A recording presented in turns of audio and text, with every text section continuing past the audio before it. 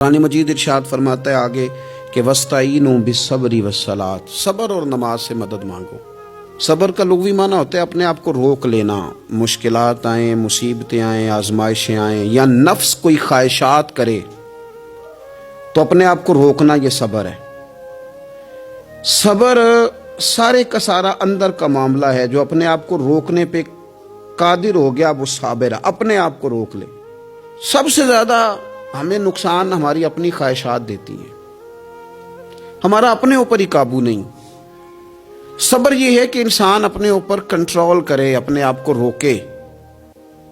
اسی لیے نبی پاک صلی اللہ علیہ وسلم نے صحابہ سے پوچھا تھا نا، پہلوان کون ہے؟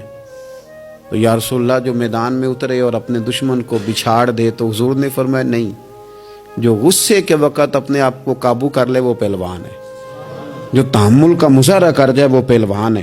صبر کا معنی ہوتا ہے اپنے آپ پہ کنٹرول رکھنا، آپ کو کنٹرول حاصل ہو اپنی خواہشات پر بھی، اپنے جذبات پر بھی، اپنے معاملات پر بھی، آپ اس کو کنٹرول کر سکیں۔ یہی تصوف ہے، یہی طریقت ہے، یہی صوفیاء سبق دیتے ہیں۔ تو فرمایا وَاسْتَعِینُوا بِالصَّبْرِ وَالصَّلَاةِ، صبر اور نماز سے مدد چاہو۔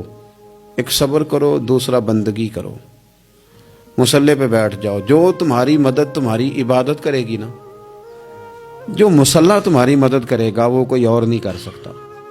مصلی پہ بیٹھو، نماز سے مدد چاہو۔ نبی پاک صلی اللہ علیہ وسلم کا طریقہ کیا ہے کہ اگر آندھی آئی ہے تو حضور نے نماز کی نیت باندھ لی، بارش نہیں ہوتی تو نماز کی نیت باندھ لی، اگر سورج چاند گرہن ہو گیا تو حضور نے نماز کی نیت باندھ لی، حتیٰ کہ کافر ساری رات صفیں سیدھی کراتے رہتے تھے اور رسول پاک ساری رات مصلی بچھا کے نفل ادا فرماتے رہتے تھے۔ نماز سے مدد چاہیں۔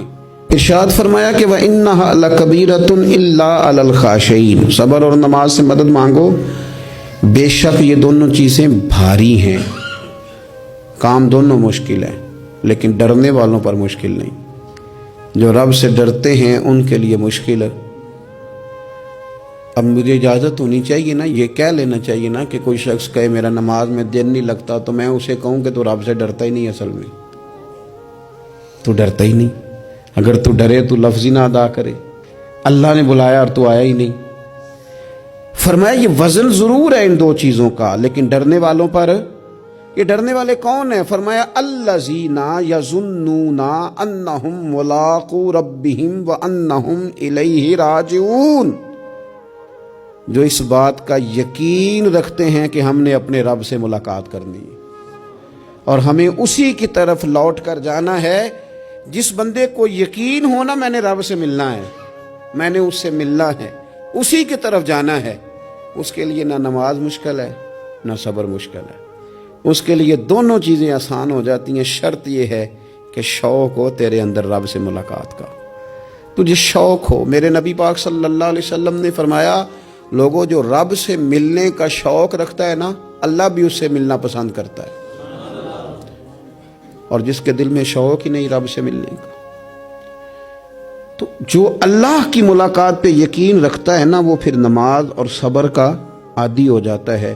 تو ان تین چار چیزوں پر خوب توجہ کریں، خوب توجہ کریں۔